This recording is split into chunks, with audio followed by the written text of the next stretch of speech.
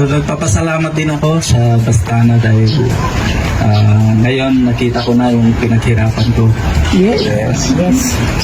Finally na nandito yung lahat ng pinagpaguran ko. Yes. Oo, hindi naman. And then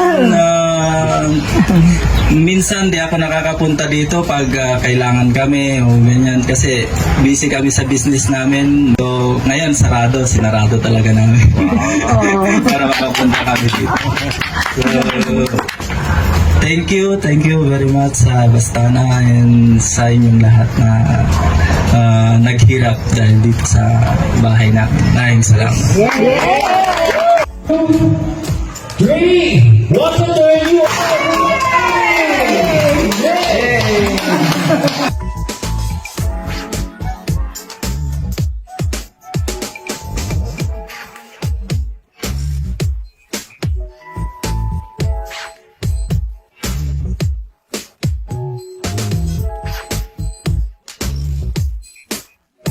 Lahat ng gustong mag-avail dito sa Bastana,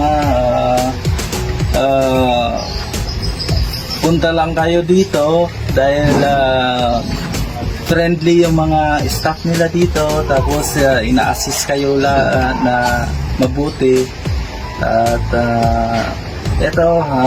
ito yung bahay na namin na nakuha sa kanila, so talagang maayos yung pagkatrabaho nila, walang problema.